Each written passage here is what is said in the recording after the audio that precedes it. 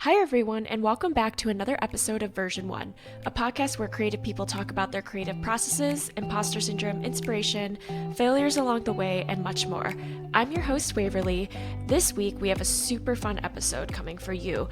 I interviewed Eva Recinos. She's an arts and culture journalist and creative nonfiction writer based in Los Angeles. Her reviews, features, and profiles have been featured in the Los Angeles Times, KCET, the Guardian, Hyperallergic, Art21, Aperture, Poets and Writers Magazine, The Creative Independent, and more. She is also the creator of Notes from Eva, which is a free monthly newsletter featuring opportunities for creative people.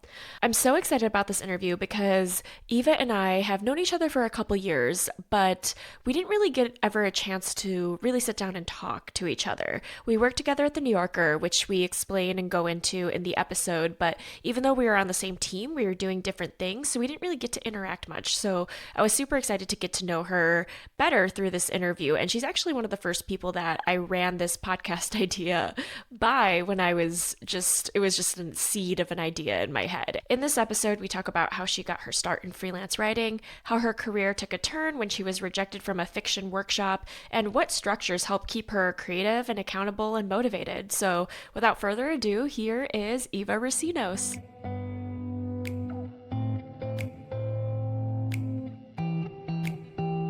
It's good to see you again. I know, it's good to see you too. I want to start out. Can you just introduce yourself and a little bit about what you do? Yeah, my name is Eva Recinos. I'm a writer, editor, and a communications consultant based in Los Angeles. Awesome. Thank you so much, Ava. I want to start out with just getting the audience caught up with how we know each other. So, about a year ago, we worked together at the New Yorker. You were a freelancer. Did you do evenings and weekends, right? If I remember correctly? No, I was actually on during the day, so I was Monday through Friday. Oh, gotcha. Okay, so yeah, you're full time, but you Yeah. are full time freelancer. Sorry, my dog's barking in the background.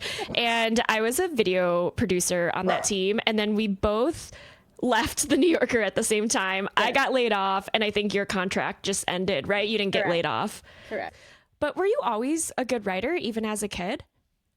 Oh, definitely not. No, not a good quote unquote writer. I think a lot of the times now when I'm writing, so I do freelance arts and culture journalism, and I'm also a creative nonfiction essay memoir writer. And a lot of my process now, I think, is trying to get back to that feeling when you were a kid and you just went for it and you just wrote things without self-editing all the time. When I was a kid in elementary school, there was like a poetry anthology or like a writing anthology that the elementary school did where it was like your parents could order copies of it. So that was my first published piece and it was like I think it was called You Are the One I Most Admire. And the poem was just rhyming everything with admire. Oh, that's so cute. I was a fourth, fifth grader, fine, but certainly not reinventing the wheel in any way, obviously. But I don't think I thought about whether it was good or bad. I think it was just fun. And then as I went to high school, of course, I did AP English, decided to be an English major in college. But then in college, I got a really big rejection. I wanted to take the advanced fiction workshop. That was my dream. I wanted to be a novelist. And I got rejected. I didn't make it into that class. So I pivoted and I started focusing on nonfiction and arts and culture journalism, writing about visual art, writing about music. That was my first love was music writing, actually. And I had a lot to learn from that too. Yeah, I had to keep learning every step of the way. And then I think writing is can be very brutal. You're always asking for feedback, no matter what. And it probably doesn't ever feel good enough, but you got to know when to let go of it, if that makes sense. Yeah, absolutely. When did you decide to really pursue writing as a career path and not just something that you had to do for school?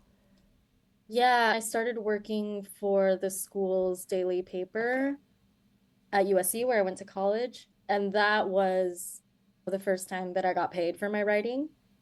And I did an internship at the LA Weekly at the time. That was when I started to see models of other people getting paid for writing. And I thought, okay, this is what I want to do because it combines my passion for writing with my interest in culture and meeting people and talking to them about their passion and what makes them tick. So that was when I really started to consider it. And I started freelancing. I think I started freelancing either my senior year of college or right after I graduated. So it's still pretty young and starting to learn the ropes. And that's when I figured, okay, I'm going to really try and pursue this and I can get paid to do it. So let's see where it goes. And that's when you decided to go more in the journalism route rather than Yeah. novel writing? Yeah. Have you always done creative nonfiction on the side, or did you really kind of put your head down and be like, okay, journalism is a way I can get paid to write. Let's really go this direction?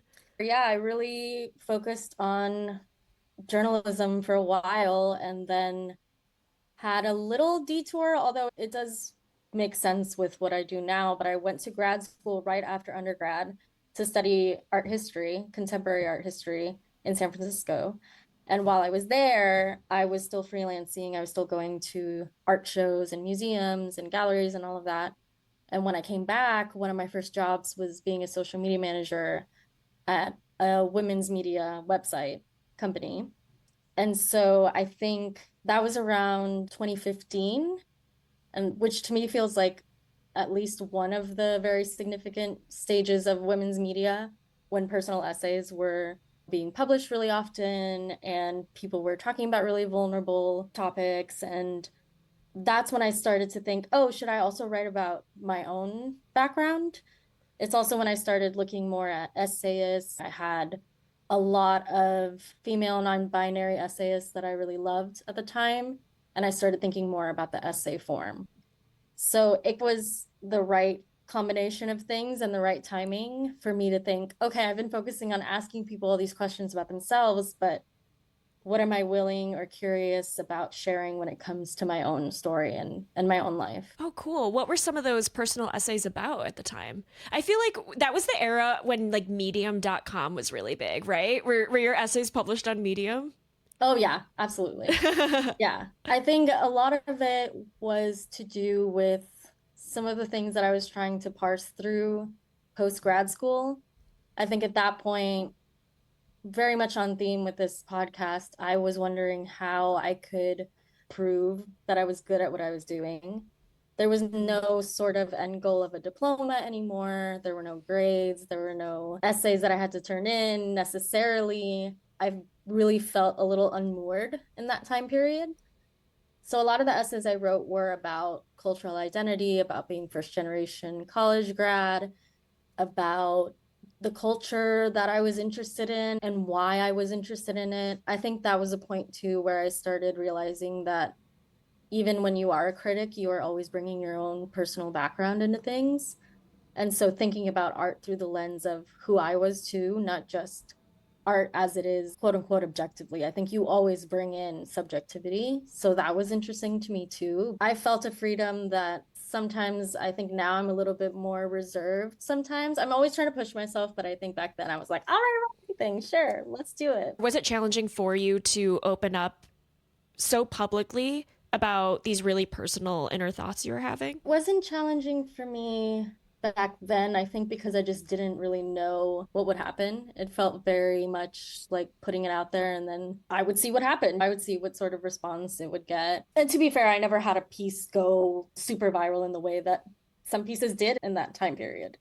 So I think I had a certain fearlessness at that point that I was willing to share, but I had to get used to this idea of putting it out there and then knowing that people would know certain things about you from what you had written and published, if that makes sense.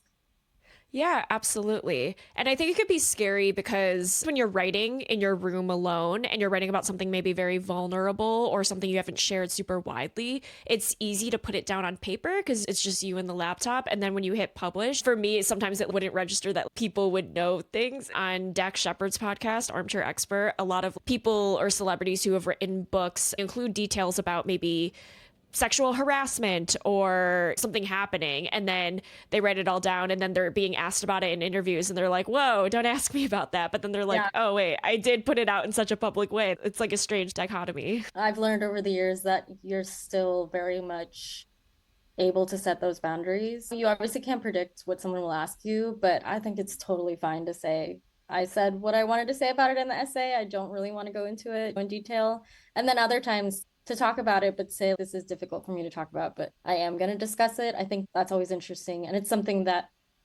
you can change your mind about too, depending on what phase of your life you're in.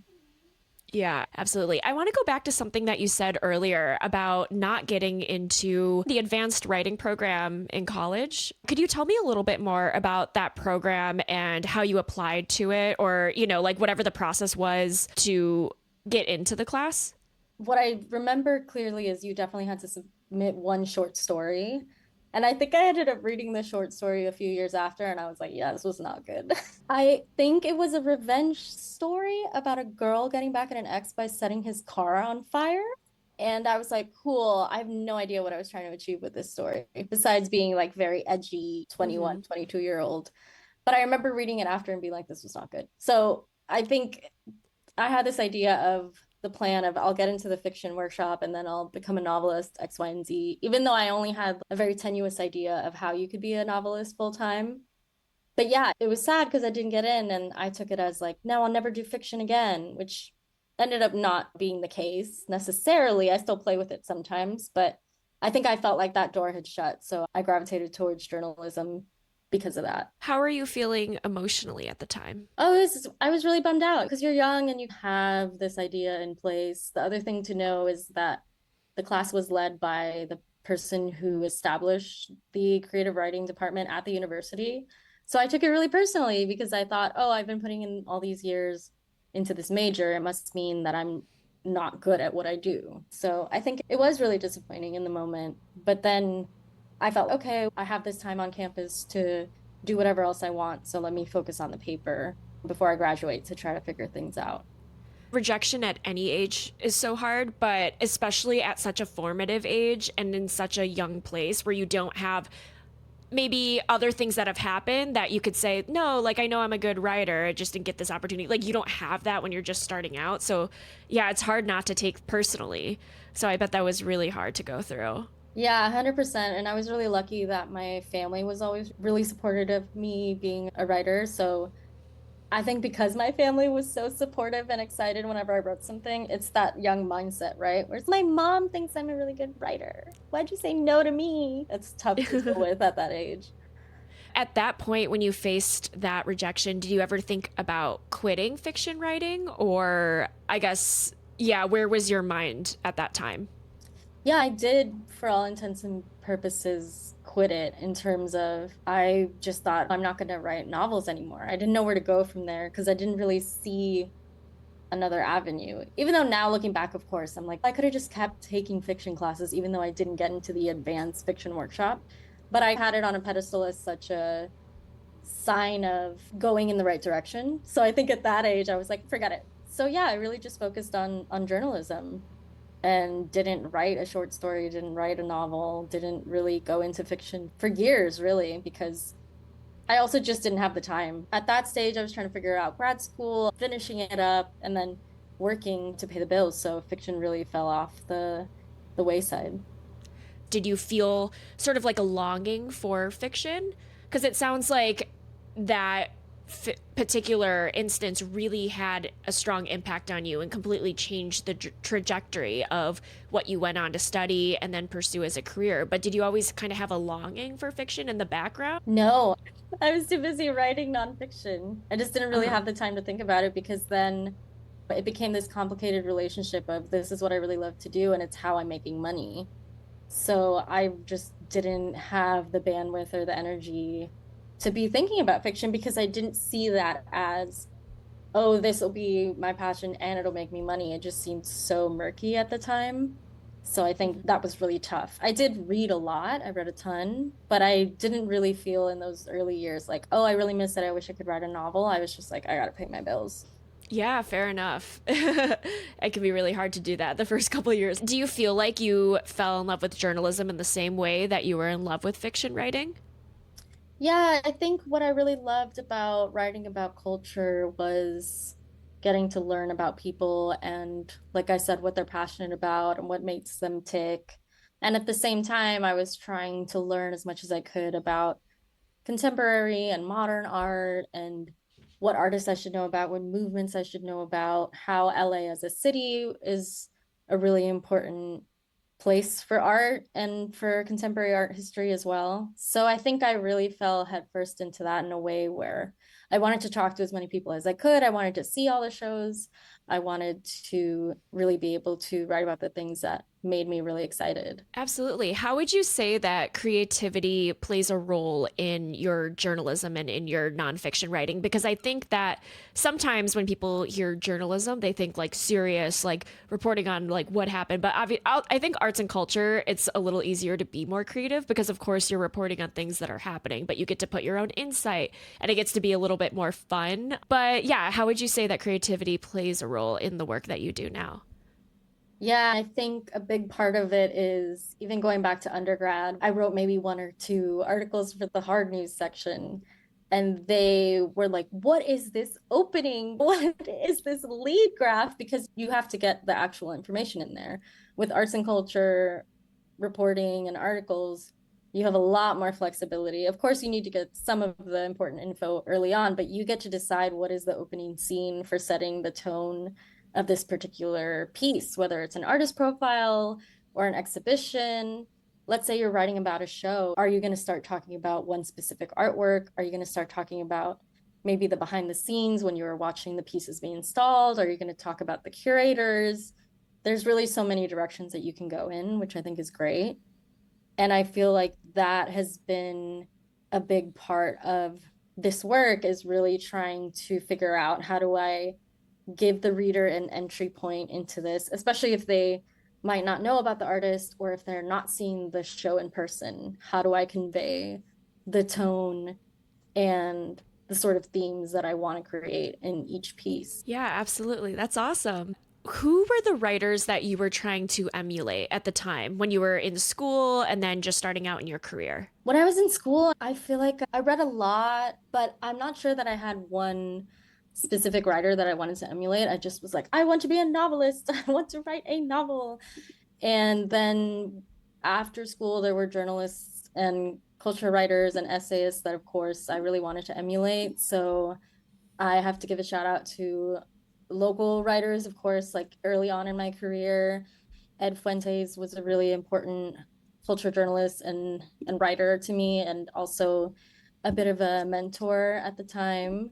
And as I was in this post grad school period, 2015, that was when I met Carolina Miranda for the first time, who was formerly an LA Times reporter, one of the main LA Times arts critics and reporters.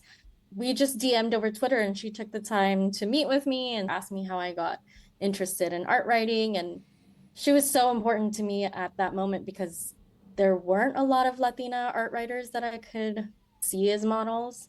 So she was really important to me in that way. She's very important to me now and for a lot of other reasons. But I think being young, the fact that they both were willing to talk to me, whether it was over email or in person about writing, was really hugely influential. And then, of course, you have folks like Roxane Gay, whose work I really love. I think reading her work, like her being a woman of color, was really influential and gave me permission to do a lot of the vulnerable writing that I was starting to do. Oh, that's awesome. Yes, can never underestimate the power of a cold email or cold DM. I feel like I've met a lot of really successful people that way. I remember when I was an intern at the Wall Street Journal. Oh my God. I don't even remember the reporter's name, but she was a very like high up reporter at the Wall Street Journal. This is embarrassing. I just one day cold emailed her and I said, I'm an intern.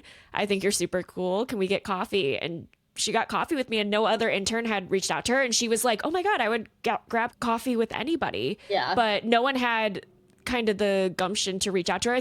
I mean, I was really scared to email her. I can't imagine, like, everyone else is probably really scared too.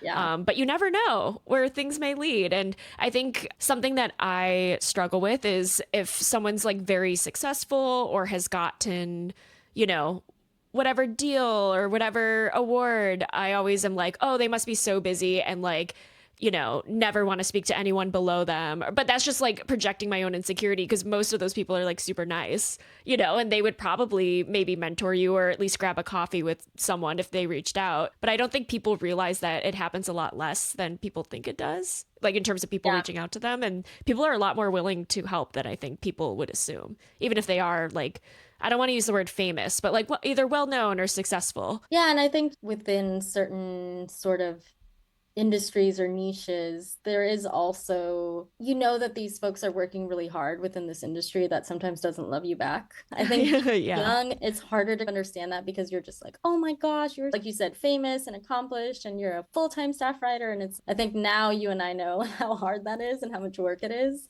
So I think when someone younger reaches out and wants to talk, it makes sense that a lot of folks would say yes, because it's like you're in the same industry together and it is really hard. And that person knows how hard it was when they were first starting out. Yeah, absolutely. I think that most people want to be helpful. I mean, of course, there are bad eggs everywhere, but I think most people were in probably a similar situation to whoever was reaching out to them is in currently. And I also believe very strongly that, oh my God, what's the phrase? It's like a rising tide lifts all boats, right? Yeah, Like the 100%. more we can like reach down the ladder and help pull somebody up, because you never know where that person might end up, you know, in like 20 years, that person could be very important and you'd be glad you helped that person out when they were Yeah. just starting out, you know, especially in media where there's no, I mean, I use the ladder metaphor because that's how we talk about careers, but media, it's not like you go from like, I don't know, junior accountant to senior accountant, where it's like very tiered. You can Yeah. flip flop, you know, media's crazy and people move around all the time and switch careers or switch industries. Yeah, definitely. You really never know. Yeah, absolutely. So after grad school, did you try to find a full-time job right away, or have you always been freelance? Yeah, so I actually realized that social media was something that I could do to try to get a full-time job, that there were more positions open in social media than there were editorial most of the time. And again, this is 2015, so the landscape for social media looks very different. I think as a career, at that point, it was still pretty nascent, and I think there was still a lot of assumptions about it and suspicions about what the role would be, but it was huge, especially for media, for journalism, and for publications, especially online only publications. That was really something that I ended up following a lot. And then I worked as the social media manager at LACMA, which is the biggest West Coast museum. And that was really a good combination of my passion for art, my background, and then using the storytelling aspect to do social media. So really, I kept freelance writing, but I always had a full-time job up until pretty recently because it was just too difficult for me to try to make that income full-time freelance. And I wanted the security of a full-time job to be able to really live my life on my own in LA, which is an expensive city. Wait, I have to ask, do you remember when LACMA went viral on like Snapchat? It's not behind that. Oh, okay. Were you there on the same time? Because I remember that being a thing. Yeah, Was that that was like the your era? Snapchat. That was, I was there. I can't say exactly how many years after, but that was, yeah, way before me. Gotcha. And then, okay, so you worked there full time for a couple of years, but you were freelancing on the side. How did you balance the two? Because as someone who also has done that, it can be really hard.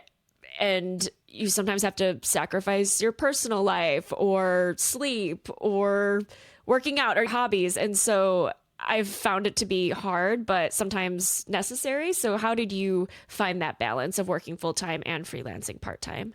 Yeah, I worked full-time and freelanced pretty much a few months after I finished grad school. So I did it for quite a few years, and I would say it was easiest in the early years for a lot of reasons. There were more publications that had budget for freelancers. There was more flexibility, and I think my energy was different in those earlier years. So, yeah, you had to sacrifice a lot. It was something where, again, I had graduated and I felt like I didn't have enough markers to show if I was like doing well or doing a good job. And I was trying to shift from school mode into career mode. And I think freelancing scratched that itch because I liked homework, and freelance writing felt like homework because I got home and it was like I needed to still work on things. So, yeah, you had to give up evenings, you had to give up weekends. I had to have my brain a lot of different places. But I think it was really energizing at first until it wasn't, until it felt like I was really tired. I was turning things in a way that felt like I finished this, but not in a way that felt really good. I was feeling really stressed out. So I think it was a matter of learning, oh, I don't want to sacrifice that time anymore. And I don't want to have to balance all these things anymore. I think it's very person to person. Yeah, same. I feel that. What I would do, and I'm not like advising anyone else to do this, but what I would do is like if I had a slow day at work, but I had some like freelance writing assignment on the side, I would work on it during work. But what I would do is I would open up an email draft. So if someone saw my computer, it would just look like I was typing an email and then it would be automatically saved to my Gmail and then I could upload it to Google Docs or whatever when I got home. But that was my hack of Yeah, having a and I slow day. remember distinctly I would sometimes have to take interviews during my lunch break. Then it was like either I ate really quickly and then went into the interview and had to find a really quiet spot. I got good at that. I had to find the quiet places or those little telephone booths, depending on where I was working, if there was an office. And yeah, I would just have to do the interviews during my lunch break, which was exhausting after a while because you have to be really on. You have to have your Mhm. notes ready. You have to like be aware of everything. So yeah, there's ways to do it, but it definitely requires a lot of forward thinking. And it's definitely not sustainable. I think that leads to a lot of burnout, or at least it did with me. Yeah, I think with me it was like I got to the point where I couldn't do it anymore, but I agree that I think it's knowing when you're going to burn out or if you're burning out. And some folks manage to do it for longer, but I just was like, I can't do it anymore. It's too much. I'm tired. Totally. And when you were in this beginning stage of your career, you mentioned earlier, when you have a couple of years under your belt, you have validation to have a little bit more confidence in yourself. But when you're just starting out, you don't necessarily have that. So, were you getting any sort of validation to kind of keep you going, or how did you keep up your motivation? When I was younger, I was a little bit more fearless with all of that. And I was just so excited to be doing the work and be getting paid. I was so excited to be freelancing and getting new bylines. That felt like validation.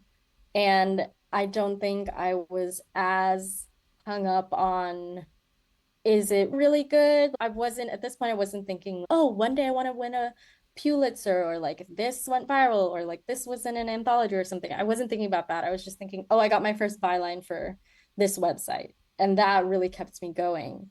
So I think in the early years, that was important. That kept me motivated because then I would say, oh, I want to submit to X amount of new publications next year, or I want to be able to have one piece in a literary magazine that I've never been in before by next year. So I think setting those goals was really useful for me in those years. That's awesome. And so, after LACMA, where did you work after that? After LACMA, I went back to media actually, and I was an editor at an interior design and decor website. And that was full time. And I was also freelancing on the side as well. But it was nice because I was editing other folks' articles and I was writing my own in house as well. So that was a really nice balance of things that I had going there. It was great to be an editor and really think about being behind the scenes and laying the article out in a way that was engaging, where it was like I didn't create the content myself, but once I got it, I wanted to make sure it was at its strongest place. And I think I also really loved assigning out stories and having folks saying, this was so fun to write, or this person was so interesting to talk to. So that was really nice. And I think gave me a different type of experience too. And was that your last full time job before you went freelance, or did you work somewhere else as well? So I decided to work part time and freelance after that job. And then I saw the posting for the New Yorker social media editor position, which was freelance but full time.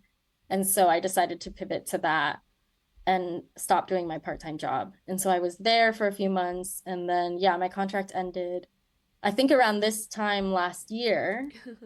And since then, I've been just technically freelancing, but I have a set number of hours with a few clients here and there and just trying to bring everything together to make a living. That's awesome that you're able to sustain it and have consistent clients. Because as someone who has been freelancing for about a year, because when I got laid off from the New Yorker a year ago, I decided I was done with corporate America and I was like, fuck this.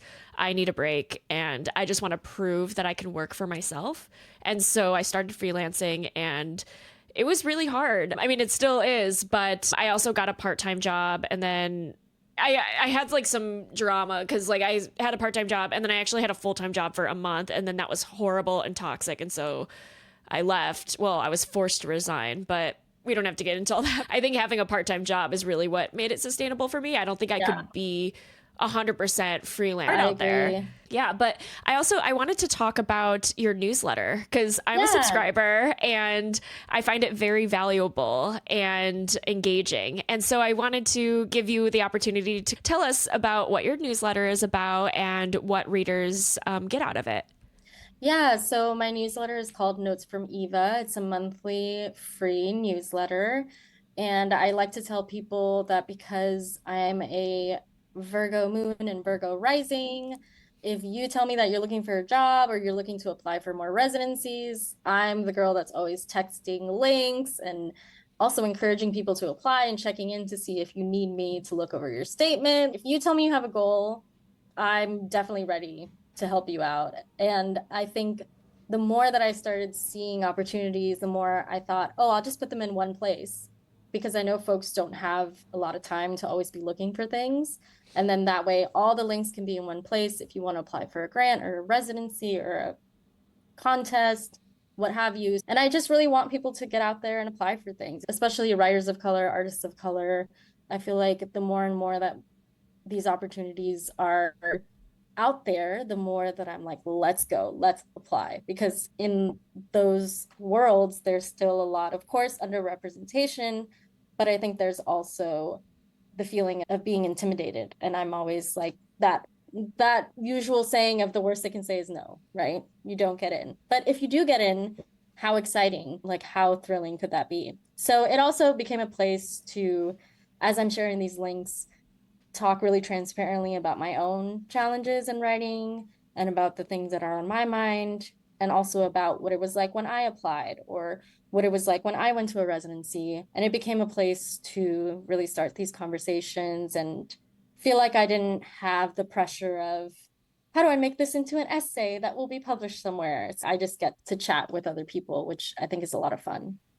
Yeah, I love your personal like paragraph that you have at the beginning of every newsletter before you dive into the opportunity because I think it's very helpful just seeing someone else's process or seeing someone else's experience that you may not be able to or you may not have asked them about. And that's also kind of like why I started this podcast. It's kind of like the same thing. Yeah. Something I've been reading about online is a lot of people, especially those in the creator economy, start newsletters as a marketing tool, a way to kind of like advertise themselves, get their names out there. Was that a part of your thought process as you were starting your newsletter, or was it just purely for fun and to share this information? Yeah, I think in the beginning it was. It's gone through a few iterations. First of all, it used to be weekly. That was too much work for me personally. I know a lot of folks who do it weekly, and major kudos to them, but I just couldn't do it. And so I went to monthly. I also moved it over to Substack a while ago now so that I could offer paid memberships for folks who are interested in supporting. But I will say, I think at this stage right now, I do tend to use it for connection and for sharing more than for marketing my services, which is probably, if you asked a marketing person, not a great idea. But what I mean by that, probably not the ideal use, but I'm not interested in that right now. I think right now I offer the paid membership as a way to support my practice and support, of course, the time that goes into putting the newsletters together. If folks feel like they can do that, I'm very grateful to everyone who's a paid subscriber. It's been super helpful, especially this year of freelancing and trying to figure things out.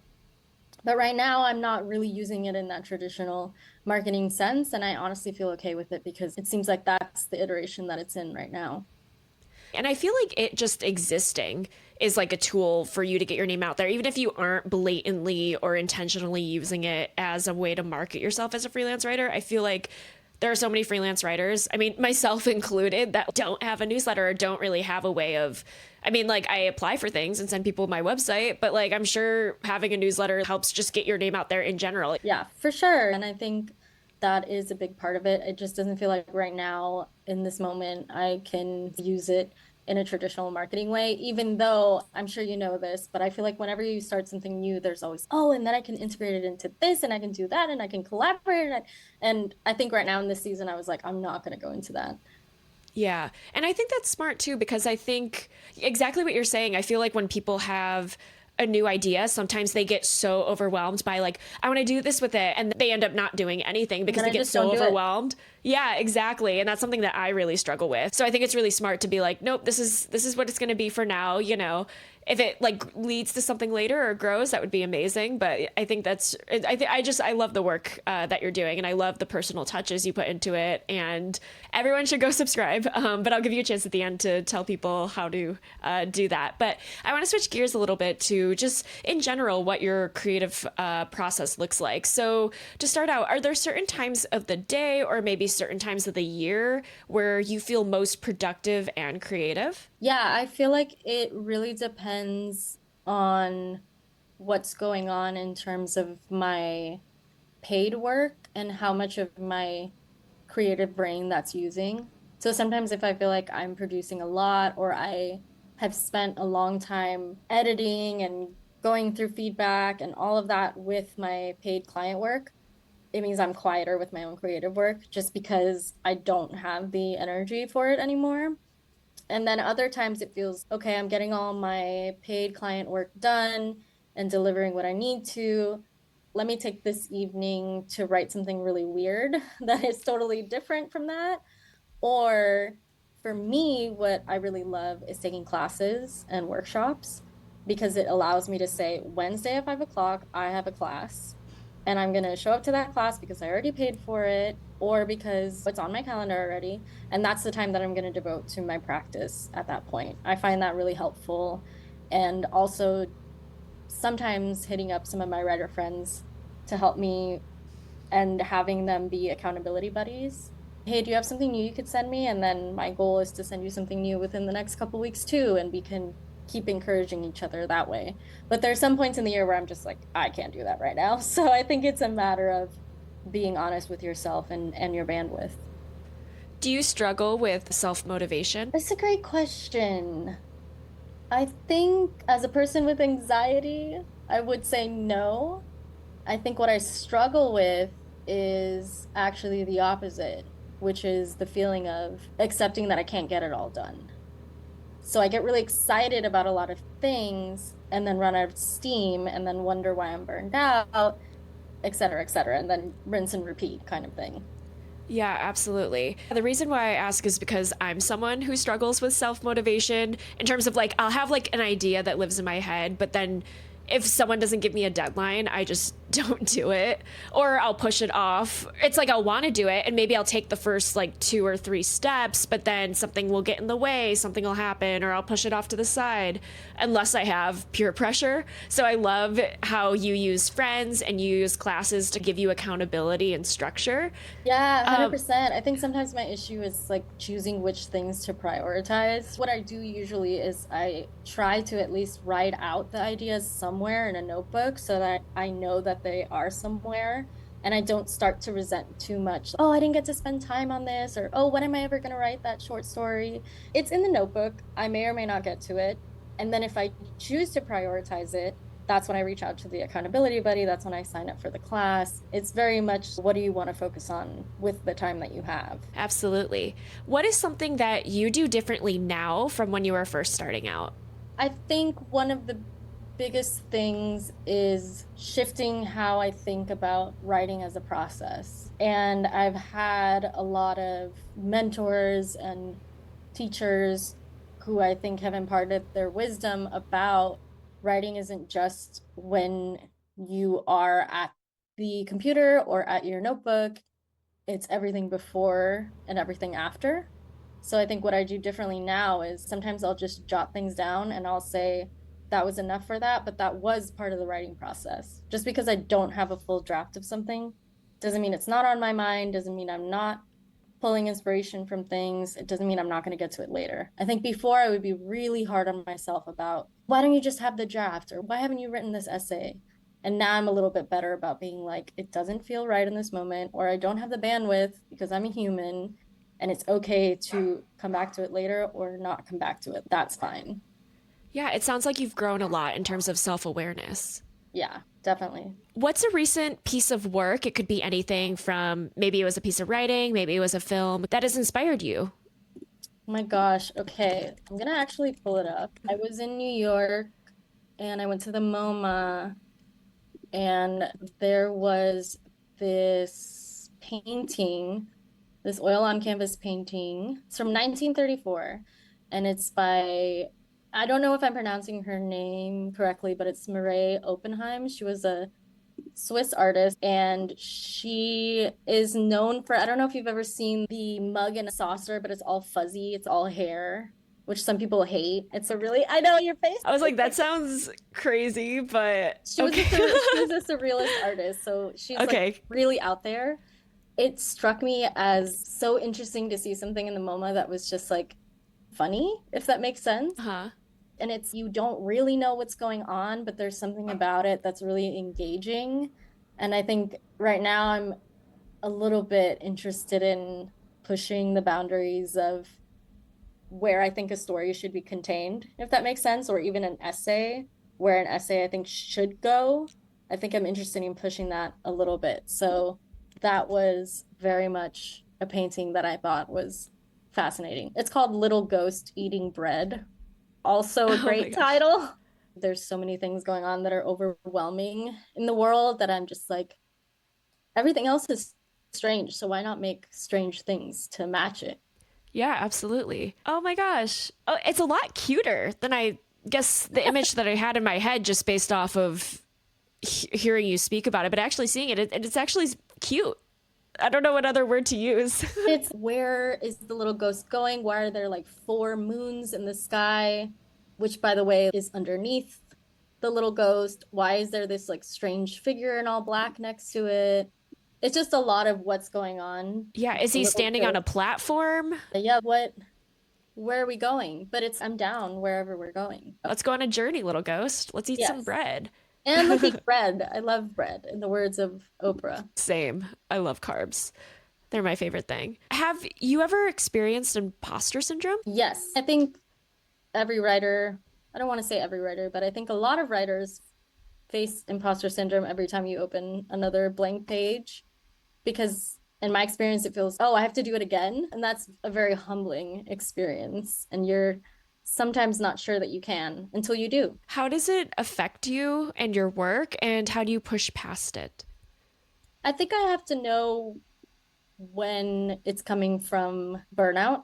That's been a big thing. Am I having the imposter syndrome because I'm tired? Am I cranky because I haven't eaten recently? It's very much like that. Is it because some bucket of my life is actually empty right now? And that's why I'm feeling the imposter syndrome.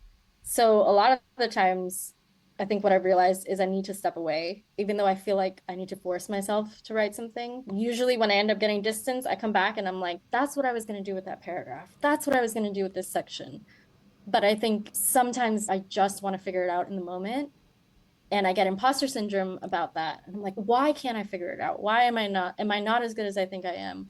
Am I not learning anything? And I start spiraling, then it's okay. I need to take a breather and get some space. What do you do in those moments to take a breather? Like, do you take a walk? Do you do some sort of activity to kind of get your mind out of it so you can get back in it? Yeah, I definitely love a walk because I'm a big art person. Like if I can go look at something that someone else has created, actually that's not writing related in any other discipline, I think that's really helpful for sure. In some instances, I might go to an essay and look at the mechanics of how they did something, but usually that doesn't help me. It makes me more frustrated because I'm like, they did it and I can't. So I think going on a walk, looking at nature, going to an art show, spending time just feeling inspired from other sources is really helpful for me. And how do you balance originality with influence from other writers? I think at this point, it's really tough. I have a really great teacher and mentor, Megan Steelstra, and she's always like, we're not trying to reinvent the wheel. We're just trying to get your story down on the pages. It's pretty much impossible to be completely wholly original. Of course, you want to make sure you're not plagiarizing. Of course, nobody is saying plagiarize at all. It is hard to be original. It is hard to write something totally different, right? Because we've already read everything. So I think what I try to do is just take away, if I really love an essay, what is it that it's making me feel? Or what is it about it that surprised me? Or what was different about it from everything else that I've read? And trying to recreate that in my own work. Is it something about the way that this writer was vulnerable? How can I try to recreate that in my own work? And what role does failure play for you? I think at this point, I try to see it as a redirect. If I fail at really putting across the point I'm trying to in an essay, or if I get a rejection from an opportunity that I really wanted, how can I use that as a redirect for my energy? What else can I focus on? What can I let go, if that makes sense? And I think also getting distance from something. If I'm failing at figuring out this essay, do we just need to break up for a little bit, take a break, and then maybe reunite later, maybe not? I think failure challenges you to then believe in yourself as a whole, right? Because you have to say, I failed at this thing, not I failed at the entire passion. I failed at this essay I wanted to write. That doesn't mean that I'm failing at being a writer in general. I think redirecting that has been a challenge, but it's definitely something that has helped me over the years. Yeah, absolutely. I think that's such a great reframe of the word failure is you're just turning in another direction. And that's kind of what you did in college, right? Like you didn't get into the fiction program, so you redirected into journalism. Still able to find a great way to marry the two, I think, and do both. Yeah, totally. What is something new that you have started or tried recently? It could be anything. It doesn't have to be writing or career related. One thing that was new sort of last year and this year was I started doodling a lot more, and I started doing watercolor, a little bit of collage, but I started drawing a lot more, and I didn't used to do that at all. I was always like, oh, I draw like a third grader or a fourth grader. I'm not good at, quote unquote, good at it. That's been something that I've been doing, not so much as I wanted this year, but I think last year, especially when I had more time after the contract ended, I really was like, I'm just going to doodle for a little bit, or I'm going to take a notebook while I wait for a friend at a restaurant, and I'm going to draw whatever is in front of me. That's awesome. Why do you enjoy doodling? First of all, because I'm not typing, I'm not at the computer. And I think I like the tactile feeling of it.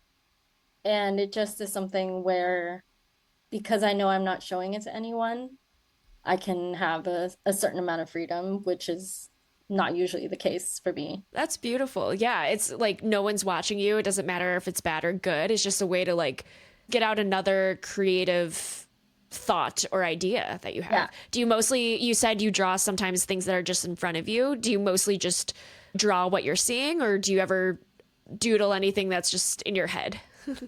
Yeah, I started with really being in a cafe and just drawing the tables and the drinks and like the mugs that were around. So I do a lot of that. And then sometimes I'll draw things that are in my head, but a lot of the times I have to start with a reference. I think it's also a nice way of giving my eyeballs a break because then I'm looking really into the distance. Like they say you should do when you're like staring at your screen for too long, you should take a break and look in the distance at something far away to help your eyes out. So yeah, I think that's been useful.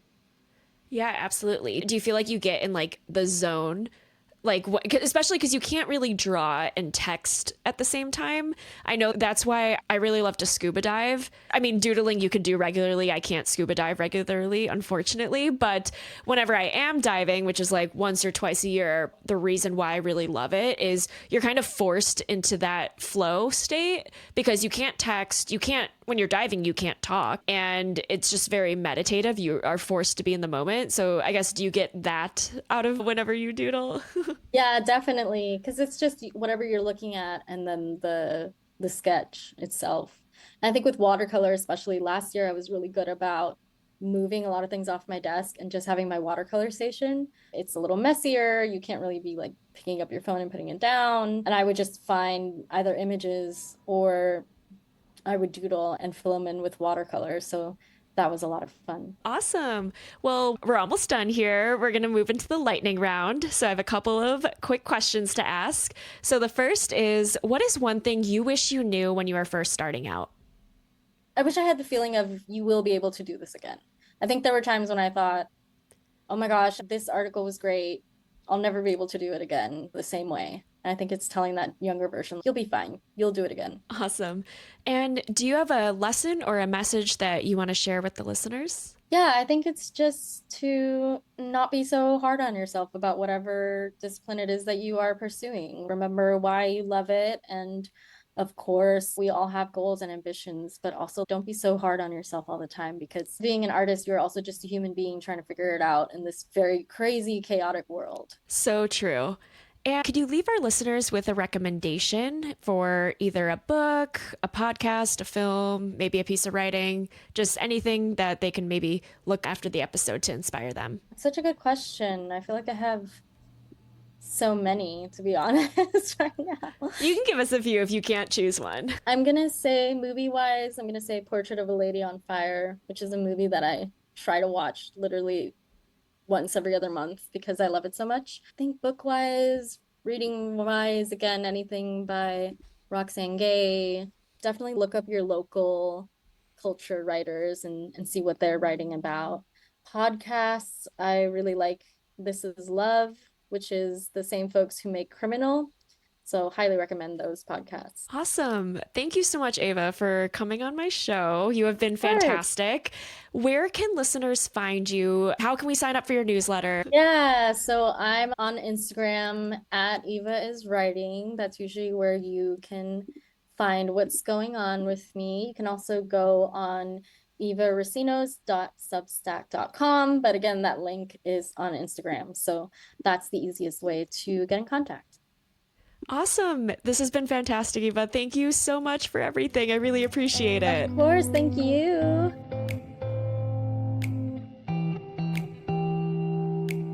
All right, everyone. I hope you enjoyed that interview with Eva. She is so fantastic and just a wealth of knowledge. And I really encourage everyone to go subscribe to her newsletter because she sends out so many great opportunities that you wouldn't want to miss. So this week I am in Buffalo. Unfortunately, my grandma passed away this week.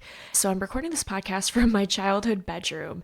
And something that I'm just thinking about this week is time and the scarcity of it. Because I think when we're young, it's easy to think, oh, we have all the time in the world and we're going to live forever. And, I can put this off till tomorrow or this off till next year. But I think whenever a loved one dies, and unfortunately, recently I've had a lot of experience with it. My grandma passed away this week, or I guess last week, last Wednesday. And my dad passed away 5 months ago. And it got me thinking a lot about how we don't have as much time. And life is really long. You can explore different things. You can change careers in your 50s. You can try a new hobby in your 70s. And I think that's the beautiful thing about life is that it is very long and we have the ability to explore different sides of ourselves, but it's also very short. And you never know when your time could be up. And I hope we all live long, amazing lives, but things happen and tomorrow's never guaranteed. And I know I'm not saying anything super original or profound. A million people have said things like this before, but it just got me thinking, what would you do today if tomorrow's not guaranteed, which it's not? And that's something we don't really think about. And by the way, that's probably something that we shouldn't think about every day because that would probably be really depressing and unhealthy. But yeah, I think it is healthy to kind of reflect on your life and think if my health were to be taken away tomorrow or I were to pass away in a freak accident next week, is this the life that I want to be living? And if it's not, then, what are some small changes you can do to get one step closer to that? So that's just something I'm reflecting on this week. And now I'm going to do a little check in on The Artist Way because this was my first week doing it. I read week 1 and I just wanted to address something that I realized John had mentioned in the previous episode and I didn't really talk about, but it's about the God stuff and the religious aspect of The Artist Way. I am not a religious person and so on the surface, The Artist Way does come off a little religious. I think the subtitle is like the spiritual path to creativity. And I do consider myself spiritual, but not religious in the traditional organized religious sense. And I think there are probably some people who hear that and are probably turned off by it because they've been hurt by traditional religion, or that's not something that they want to engage with. And I consider myself in that camp because I, you know, the capital God is not really something that I'm into in terms of an organized religion sense. But I just wanted to address that because she says in the first chapter, you can call it God, but it doesn't mean God in just the Western Anglo-Christian definition. I mean, if that's the definition you believe in, that's great. But if you don't, it's very inclusive of all other beliefs that one could have. You can call it the creator, or you can call it the universe, or you can call it the higher power. It could really be anything. So in case you were like, whoa, this is going to be some religious thing or whatever, I know a lot of people and a lot of close friends of mine would be turned off by that because they've been hurt by the word God or they've been hurt by religion, but it is really anything you want it to be. So I just wanted to start off with that because that is something that would have turned me off originally. But when she said that in the first chapter, I was like, oh, okay, I can interpret this and define what God / the universe / the creator means to me. So I think that's really cool. But anyway, so week 1 just involved kind of getting established in the routine of the artist way. So the 2 main exercises are morning pages and artist dates, where you set aside like 2 hours a week to go do something fun. And I am someone who's really bad at doing things every day. I prefer to do things in like big chunks and then ignore it for a couple weeks. For example, how I do this podcast is I do like 10 interviews and then I won't interview anyone for like a month and a half or whatever, and then do 10 more. Like I like to batch things. So the morning pages are a challenge for me because that's not really how my brain works. But I did it every day this week, where it's basically, if you don't know what the morning pages are, you just kind of stream of consciousness, write 3 pages first thing in the morning, and it's meant to drain your brain of things you might be worrying about, so that way you can focus on the things that are important to you throughout the day. And they are super helpful. I honestly really like doing them. I try to do it right after I brush my teeth. I did miss one day this week because I forgot, but it's still a new habit. So, we're trying out here. And then for the exercises this week that I want to explain to you guys, in case you don't feel like picking up the book, maybe you could just think about it, because I find the questions super helpful and pretty therapeutic as well. So this week was kind of busy because I had to pack for Buffalo and I wasn't planning on coming back to my hometown. So it was kind of a little crazy. So I had to combine my artist date and one of the exercises, which was a walk. So one of the exercises said just take a 20-minute walk. And so I did that, but I kind of combined it and did also my artist date, where I took a roll of film and just shot a bunch of film photos in the local park by my apartment. And I was by myself. I didn't take the dogs, or I wasn't with my partner, and that was really nice. And I also challenged myself, because normally I have headphones in, I'm always listening to a podcast or music, and I challenged myself to take my headphones out, let my mind free roam so I'm not distracted. And yeah, it was really nice. And then some of the writing exercises I did is you had to list 3 old enemies of your creative self-worth. So it's people who maybe told you weren't creative or discouraged you, and that was very therapeutic. And if anyone out there is struggling and is like, has these sort of limiting self-beliefs, I think it's really good to reflect on where you got those. Was it someone in 2nd grade telling you didn't like your drawing? Was it a teacher who discouraged you? Was it a parent? And so I listed those 3 people, and one of them was a friendship who ended up being a toxic friendship, and this person was sad in their own life. And so I don't even think it was conscious, but maybe it was subconscious for them, but they would bring me down and discourage me and say my ideas were bad. And that sort of thinking was started in childhood from a variety of different sources.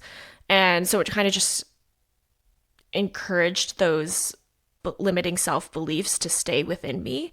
And that friendship ended a couple years ago, and I obviously wish this person the best. I was outgrowing them. And yeah, so that was one of the people. Another was an old team that I worked on that was very frustrating to deal with because I would pitch ideas, they would get turned down, and then a senior producer would pitch a very similar idea, if not the same. This happened 2 separate times. And then, they would be like, okay, yeah, let's look into that. And that obviously made me feel very frustrated and discouraged because I was like, why am I not being taken seriously? So I don't understand why this idea was accepted coming out of someone else's mouth than my own. And that really damaged me because I was like, I don't come off as smart. I don't come off as creative. Clearly, this other person is being taken more seriously. And so that was one of them. And so, yeah, I think that's a really useful thing to reflect on for anybody out there. And then the last one, it's called Imaginary Lives. And you just list 5 things that you would do if time or money or education weren't factors. So like 5 fantasy like careers you would have. And so I said I would be a scuba diving instructor because I do like to scuba dive. I'm not certified to teach or anything. It takes several weeks and several more courses than I have under my belt. But what if I was a scuba dive instructor? What if I gave it all up and moved to a beach and went through the training? Could that be fun? It's just a fun exercise. It doesn't mean you're going to do any of it, but that was one of mine. All right, we're coming up to the end of the episode, so I want to leave you with a quote that you can think about this week. So the quote of the week is, "No one can confidently say that he will still be living tomorrow." And that is by, I'm not going to pronounce this right, but Euripides, who is a Greek philosopher or a Greek writer. And I chose the quote this week because it's in line with what I've been thinking about in terms of death, because I've been experiencing that a lot in my life. No one can confidently say he will be still living tomorrow. So what would you be doing with your life if you were to remember that? Are you happy right now? Are you unfulfilled in some areas? What are some small steps you can take to fill your cup more if you're not fulfilled? I'm not saying obviously upend your life, but what is one small thing you can do? I guess, I don't know.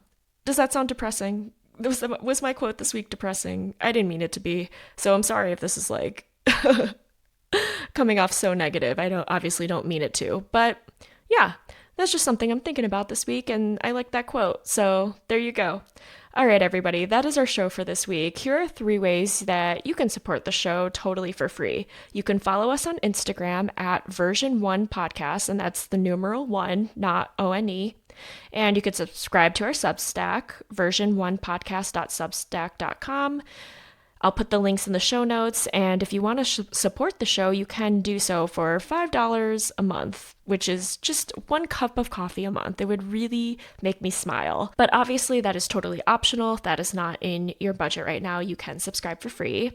You can also leave a review on whatever podcast app you're listening to. Please rate this 5 stars and write a little kind message if you feel so inclined to. And the third thing is you can send this episode to a friend. I would love to grow the show. As some of you know, I am unemployed right now, and so I would love for this to be something that grows and maybe becomes a job. Anyway, I hope you all have a good week. Thank you so much for listening, and we will see you next Tuesday.